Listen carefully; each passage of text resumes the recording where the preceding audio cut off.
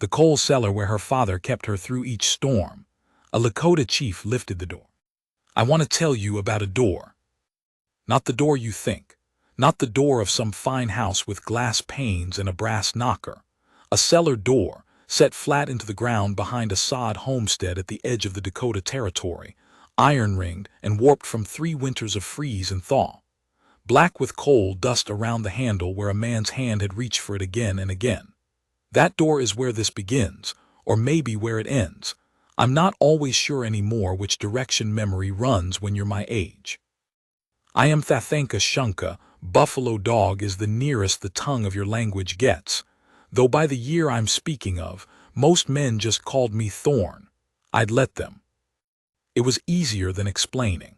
I was 53 years old, which among my people would have made me a grandfather twice over with grandchildren running at my knees, but I had no grandchildren.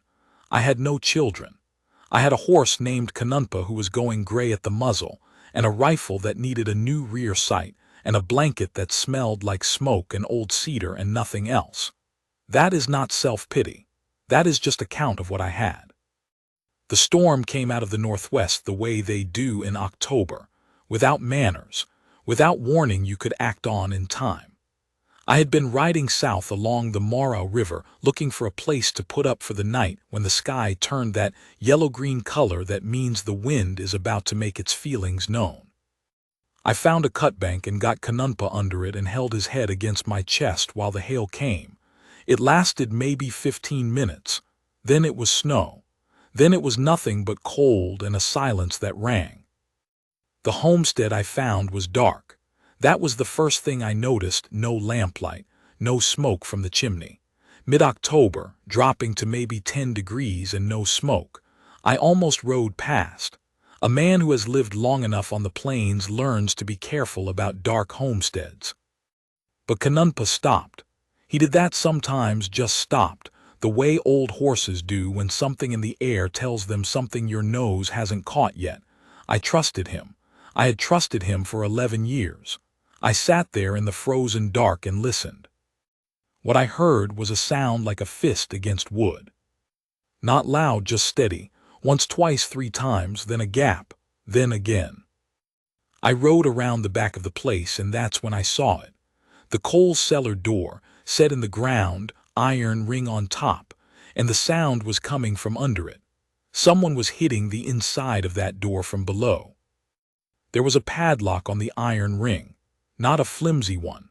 A good Scandinavian lock, the kind the settlements were full of by then, solid as a man's faith in himself. I didn't have the key. I had a rock. I broke that lock in 6 hits. I'm not bragging about that. I had a good rock, and I swung it properly. And a lock is only as strong as the loop it hangs from. And that loop was set in wood that had been swelling and shrinking with each prairie winter. On the 6th hit, the screws pulled free and I got the door up, and the cold night air went down into that hole, and the girl inside made a sound I don't have a word for. Not a scream, not a sob, more like something a person makes when they've been holding their breath so long they'd forgotten they could breathe. She came up out of that hole on her hands and knees, dark-haired, maybe 22, 23 years old, wearing a wool dress that was white with coal dust and a pair of boots that were 2 sizes too large and tied on with a length of rope. Her hands were black. Her face was black.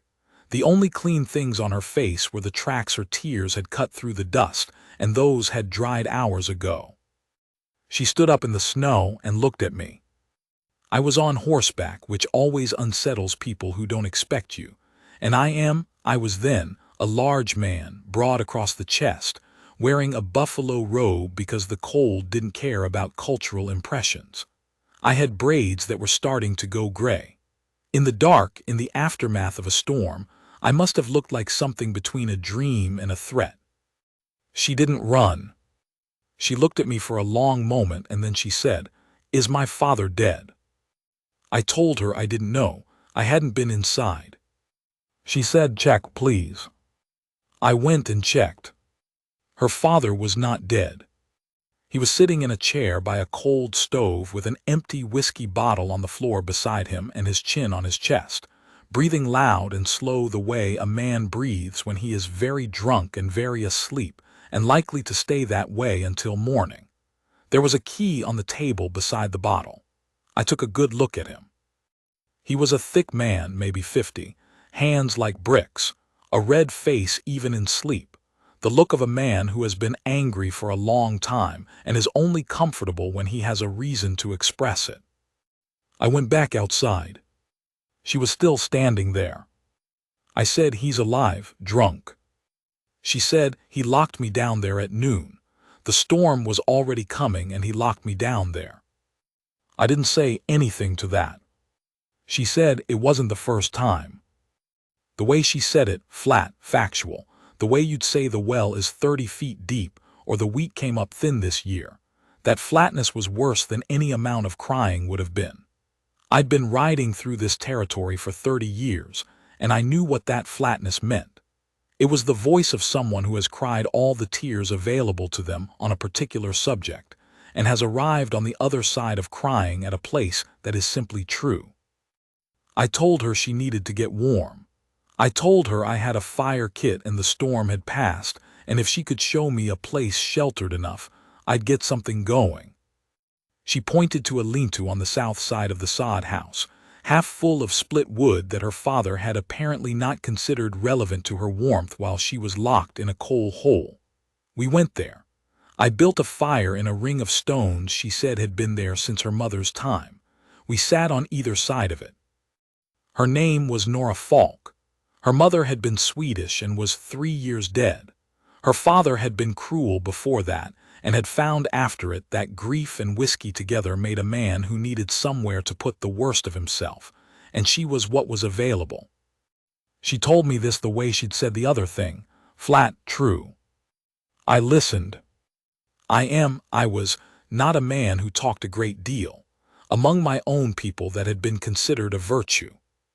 Among the settlers it had always made me seem threatening, which I stopped worrying about sometime around my 40th year, when I understood that certain people were going to find me threatening regardless of what I said or how I said it. So I listened, which is a thing men my age are often too proud to do properly, and she talked for a long time, and the fire burned down and I built it back up. And somewhere in the second hour she stopped talking and just sat there looking at the coals, and I sat across from her, and there was a comfort in that, just two people keeping each other warm in the dark, that I hadn't felt in a very long time. I should tell you about the long time.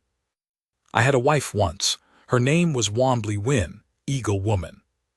She died of the fever in the winter of 1877, which was, God, it was 15 years before the night I am telling you about now. 15 years. Our son had been born that summer and did not survive the spring. I'm going to say that plainly and not dress it up because some things don't benefit from dressing up. My wife died. My son died. The world I had known before the soldiers came was already largely gone and getting smaller. And after that winter, what was left of my life inside myself went somewhere I couldn't reach. I kept moving, that's what I did. Kept the horse moving, kept my hands busy, hired out to settlers sometimes as a tracker or a laborer, moved on before they could decide how they felt about me, slept under the sky most nights because I'd stopped being able to sleep in enclosed spaces without something in my chest pulling tight like a wet rope. I ate enough. I kept my rifle clean. I watched the years go. Men like me, and I mean that broadly, men who have lost the things that made them understand why they were alive, men like us get good at filling the hours. We get very good at it. We can fill all the hours right up to the moment the lamp goes out. The problem is that after enough years of filling hours you realize that's all you're doing. Filling. No one waiting. No one who needs to hear what you saw that day or thinks to ask if your knee is troubling you again. No one who knows your name in the way that a name is supposed to be known, not just the sounds of it, but the weight of it, the whole history of you that a person carries when they know your name properly. I was not suicidal, I want to be clear about that. I wasn't looking for a way out. I was just running at a very low flame, present enough to keep the horse fed, present enough to do whatever the day required, but not much more than that. That is what she found when she climbed out of that coal hole. Though she didn't know it yet. I need to go back to something I skimmed over, because it matters. When I brought her out of that cellar and we got the fire going and she was warm enough to stop shaking, she looked at me across the flames and she said, "You could have kept riding." I said I heard the knocking. She said, "Plenty of men hear things and keep riding." I didn't have an answer for that because she was right. I had kept riding past plenty of things in my time. She said, "Why did you stop?" I said my horse stopped first. She laughed. It wasn't a big laugh, nothing was going to be a big laugh that night, but it was real, and it changed her face, and I sat there looking at a woman I'd known for maybe 2 hours laughing in the firelight with coal dust still on her hands, and something shifted in me. Not dramatically, not the way they write it in books. Just a small thing, a small gear moving that hadn't moved in a very long time. She asked me where I was headed.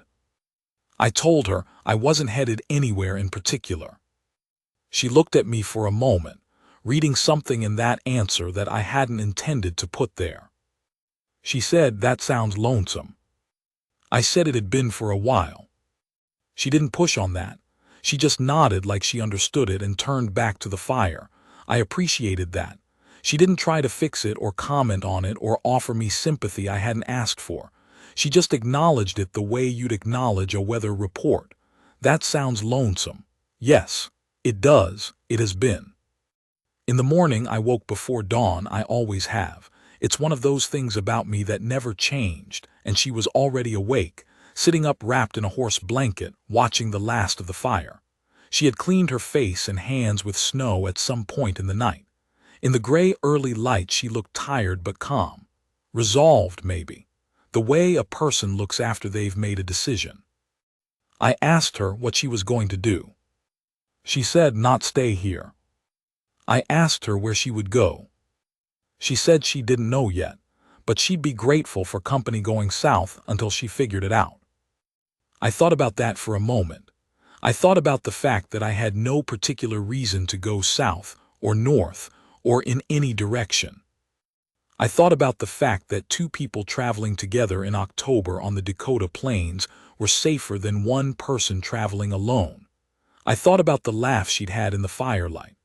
I thought about how she'd said that sounds lonesome, and then just let it be true without trying to wrap it in something easier. I said I'd ride south a ways. We didn't talk much those first 3 days. That suited me fine, and she seemed to understand it suited me fine without being told. She rode my bedroll pack behind the saddle because I wasn't going to have her walking, not in those oversized boots in October, not after a night in a coal hole, and Kanunpa was solid enough to carry us both, bad knee and all. We made camp at night. I built the fire, she cooked what we had, which wasn't much but was warm. I found a late-season sage hen the second day with a thrown stone, and she looked at me like I'd conjured it from the air, which I hadn't. It's just a matter of watching where they dust bathe in the afternoon. But I'll admit I was not unhappy about the look. It rained on the 4th day.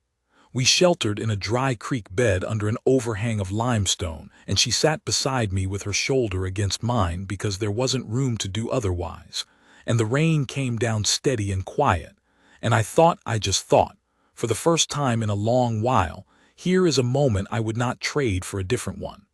I noticed that I thought it.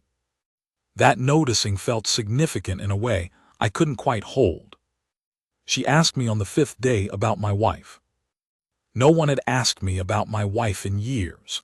Not because no one knew I'd had one, but because people have a way of not asking the widowed about the dead, which I understand is meant to be a kindness, but after enough years begins to feel more like an erasure. Like the person was only real when they were alive. I told her about Wanblee Win.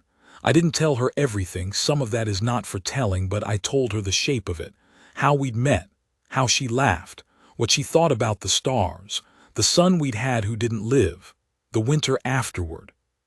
I talked for maybe an hour, which for me was, I don't have a word for how long that was in terms of what it cost and what it gave back. She listened the way I had listened to her. No commentary. No eyes that were trying to say asterisk how terrible or I'm so sorry. Just listening. When I was done, she was quiet for a while. Then she said, "She sounds like someone who deserved to be remembered." I said she was. Nora said, "Then I'm glad you told me." I looked at her. She was looking ahead at the plains going gold in the afternoon light, her hands loose on her lap. She wasn't angling for anything. She wasn't trying to make me feel a particular way. She just meant it. She was glad I'd told her, because it meant Wanbley Wynn was now remembered by one more person, and that was worth something. I turned back to the trail. My chest felt strange, not painfully. The way a muscle feels when it's finally been used after a long rest. We reached the town of Meridian on the 9th day. Small place, 200 people at best, but it had a mercantile and a livery and a diner that served a beef stew that I can still taste if I think about it. She found out there was a woman in town, a widow named Brecht, who took in boarders and needed help with washing and cooking. The arrangement suited. She had money now, I want to explain that.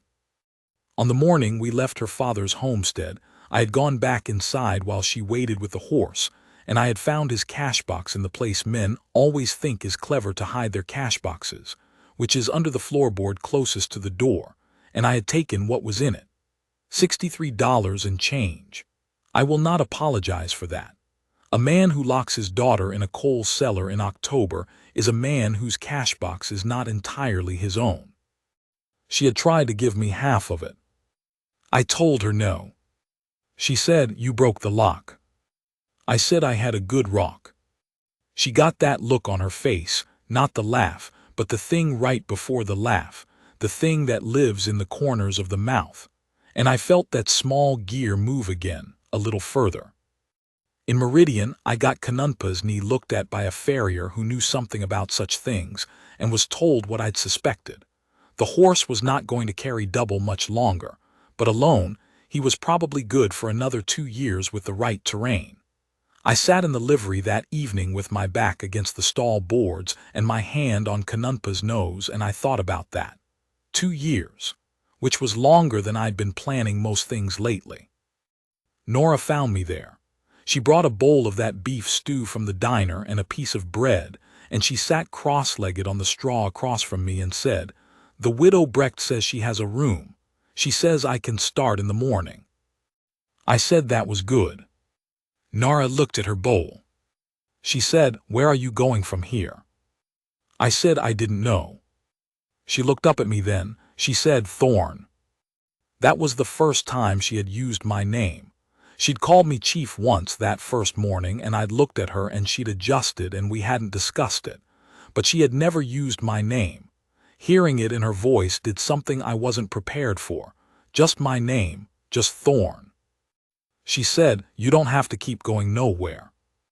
I said, "I've been going nowhere for a long time." She said, "I know. I can see it. It's in the way you sit on that horse, like a man who got on without a destination in mind and just hasn't found a reason to get off." I didn't say anything. She said, "Mrs. Brecht needs someone to look after her horses and her wood. The man who did it left for the railroad in August. She'd pay fair." I said she'd have questions about who was looking after her horses. Nora said, "I already answered them." I looked at her. She said, "I told her you were the most capable man I'd met in my life, and that she would not find better, and that she should stop worrying about what you looked like and start worrying about whether she wanted her horses well kept or not." I sat with that for a moment. I said, "How long did she think about it?" Nora said, "About 3 seconds. I need to tell you about the winter." I stayed, that's the short version. I stayed in Meridian in the room over Mrs. Brecht's stable, and I looked after her 4 horses and her wood and her roof, and the fencing on the east side of her property that had been going bad for 2 seasons. I worked hard, which I'd always been able to do. Mrs. Brecht paid fair, which she'd promised. The town looked at me sideways for a while, which I'd expected. And then when November came and the furnace in the schoolhouse died, and I fixed it in a morning with a piece of copper pipe and a fire brick, they began to look at me with something more like ordinary curiosity, which was progress. Nora and I had supper together most evenings. The diner or Mrs. Breck's kitchen when the old woman was feeling sociable and cooked for all of us. We talked. We didn't talk. We walked sometimes in the evening, before the temperature dropped, down to the creek and back. She told me about her mother, who had taught her Swedish and how to make 7 kinds of bread and how to read a sky. I told her about the country south of the Black Hills in summer, the way the grass moves in the wind, which is not like any other thing moving in wind. It has a direction to it, a long wave, like the breathing of something asleep. She listened like the thing I was telling her was the most interesting thing she'd heard. That is not a small gift, that kind of listening. I'd spent a lot of years in rooms or under skies where what I said disappeared as soon as I said it, where the silence after my words was just more silence. She didn't do that. She held what I said, turned it over, asked questions that showed she'd actually heard me, and sometimes she'd come back to something I'd said 3 days ago, just pick it up and look at it again, which meant she'd been carrying it. I hadn't had someone carry what I said in a very long time. I'm going to tell you what happened in December, because this is the part where I lose the thread a little, and I want you to follow me through it. In December, a man came through Meridian. He wasn't from there, he was riding through, heading somewhere further south, and he stopped at the saloon for 2 nights. Big man, blonde, somewhere around 40. On the second night he found out from someone at the bar that there was an Indian working the Brecht place, and he decided that was objectionable. I won't give you more detail than that. The territory was full of men who'd made a decision about what I was and weren't interested in revising it. He came to find me at the stable. He said things I have no interest in repeating. At the end of them he pushed me, which was a mistake on his part because I was still, at 53, considerably larger than he was, and I had been splitting wood in the cold for 2 months and was in better shape than I'd been in years. I put him on the ground in a way that was definitive and not elegant, which is how you want it. Elegant means you gave it more room to go wrong. He went back to the saloon and rode out the next morning, and that was the end of it. But something happened before he left. Nora had been at the mercantile getting thread, and she came back along the path that passes the stable doors, and she came in and she saw me standing there and she looked at my face. I wasn't hurt. There was nothing to see, but she saw something on my face, and she put down her parcel and she walked up to me and she put her hand against my jaw. Just that, just her hand against my jaw, the way you'd settle a horse. Steady. No words. Her palm flat and warm against the cold of my face, and she looked at me with eyes that weren't pitying and weren't afraid, just present. Fully present, the way some people never manage to be. She said, "He's gone." I said yes. She stood there a moment more, her hand still there. Then she said, "Good," and took her hand back and picked up her parcel and walked out. I stood in the stable for a long time after that. I'm going to skip ahead to February, because February is when I need to stop skipping. I had been having trouble sleeping. This was not new. I told you about the enclosed spaces, but it was bad again that month, the way it sometimes cycled back to bad. 3-4 nights in a row of maybe 2 hours each, which left me moving through the days in a way I recognized and didn't like. The flatness coming back, the sense of filling hours, the low flame. I was good at hiding it. Decades of practice. I did my work and I was civil and I did not let it show. She saw it anyway. On a Thursday evening she knocked on the door of the room above the stable. She'd never done that before. We always met downstairs or at the diner, and when I answered she looked at me and said, "How long?" Not how long have you not been sleeping, just how long, like she already knew what to ask about. I told her 4 nights. She said, "Why didn't you say?" I said I didn't want to make it into something. She looked at me for a moment the way she sometimes did, that look that meant she was deciding how much to push. Then she came inside. I'd never had anyone in that room. It was a bare place. A cot and a shelf and my rifle hung on 2 pegs and a hook for my coat and nothing else.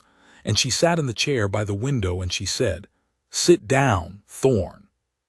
I sat on the cot. She said, "Tell me what you're looking at when you can't sleep. What's in your head?" I said it wasn't pictures exactly, more like a weight. She said, "Of what?" I said all of it, the years, how long they were, what I didn't, what I wasn't. I stopped. She waited.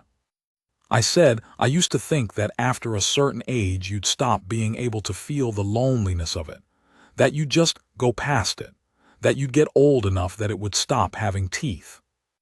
She said, "Does it?" I said, "No." She nodded. She looked out the window for a while. The snow was coming down fine and thin, more like dust than flakes. She said, "My mother used to sit with me when I couldn't sleep. She didn't talk. She'd just sit there in the chair and it would, I don't know.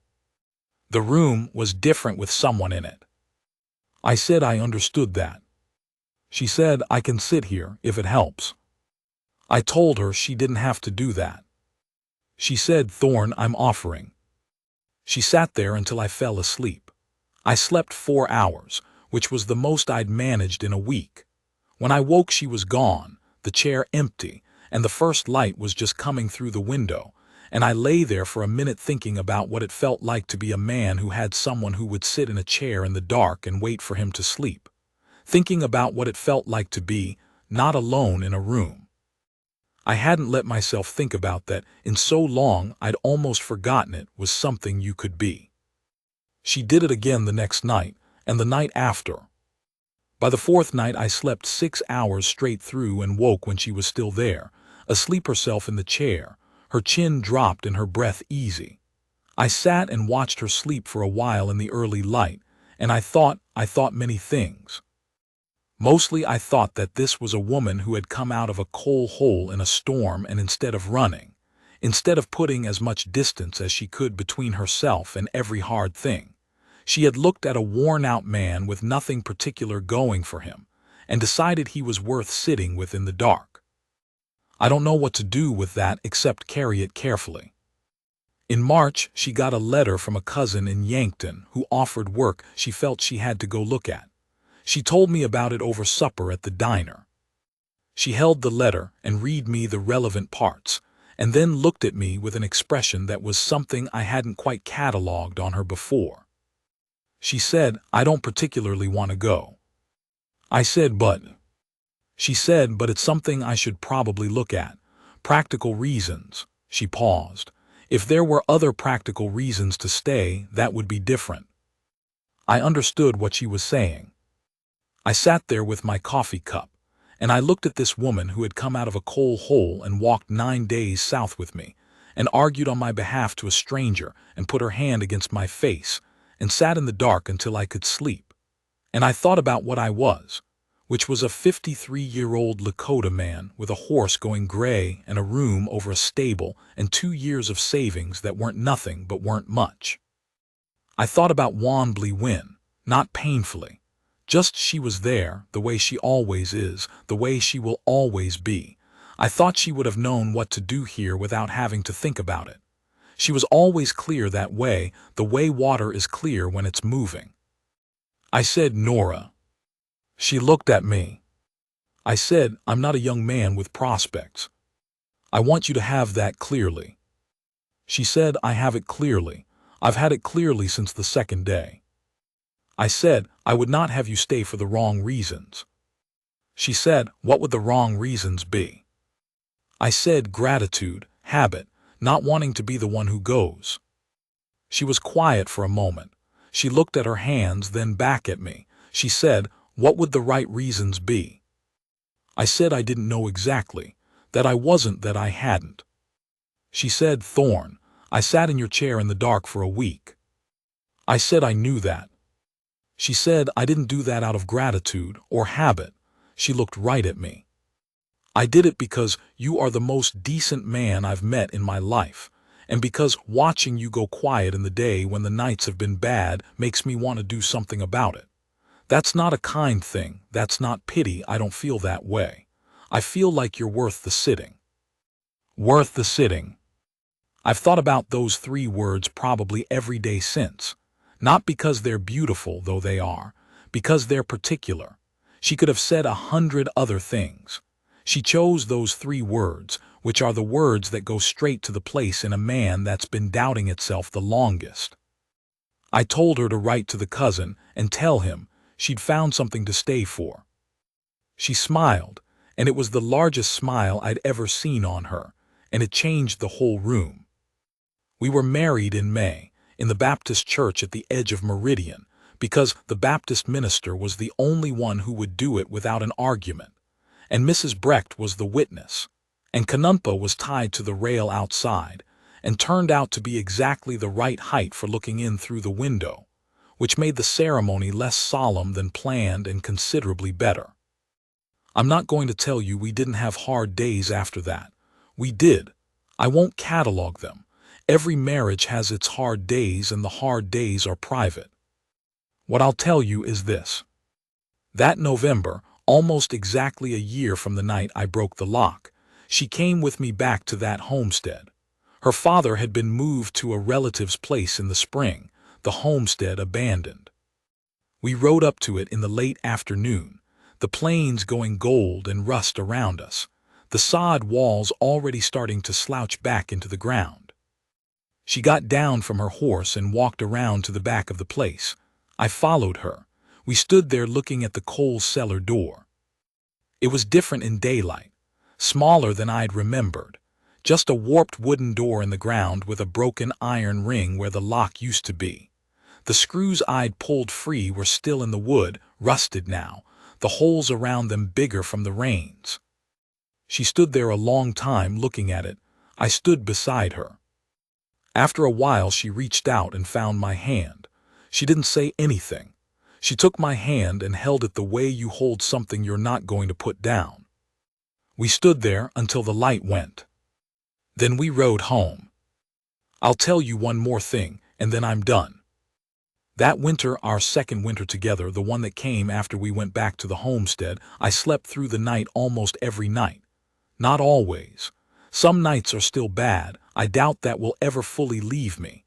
But most nights I slept, and the reason I slept is that she was there. Just there. The room different with someone in it, the way she'd said about her mother. She told me once, in the early morning when the dark was just starting to go gray, and I'd woken and was watching the window, that she thought about that coal cellar sometimes. She said she thought about what it would have been like if the storm had been worse, or if I'd ridden past, or if Kanunpa hadn't stopped. I said not to think about it. She said, I think about it because I want to feel how lucky I was. I turned and looked at her in the gray light. Her eyes were open, watching the ceiling, and she had that calm she had sometimes in the mornings, that morning clarity. She said, I was lucky, you could have kept riding. I said the horse stopped. She said, the horse stopped because you're the kind of man who lets his horse stop. Not everyone does. I didn't have an answer for that. She turned her head and looked at me, and her eyes were steady and warm and full, I suppose is the word, full of something that I knew was for me, just me, the sum of everything she'd learned about me since that night, all of it together, and she said, I'm glad he stopped, Thorne. I'm glad you broke the lock. I'm glad you went south. I'm glad you're here. I'm glad you're here. I've been many things in my life. I've been a man on a horse going nowhere. I've been a man with a low flame. I've been a man that other men look at and have decided things about. I've been alone, properly and thoroughly alone, the kind of alone you can almost get used to except that you never quite do. But she looked at me in that gray morning light and said, I'm glad you're here. And I was, for the first time in a very long time, glad to be somewhere. That's the end. That's where I'd always end it if I'm being honest. Not at the wedding, not at the homestead, not at any of the moments that make a better picture. Just 2 people in the early morning, and a woman who came out of the dark and decided a worn-out man was worth the sitting, and the man finally, beginning to believe her.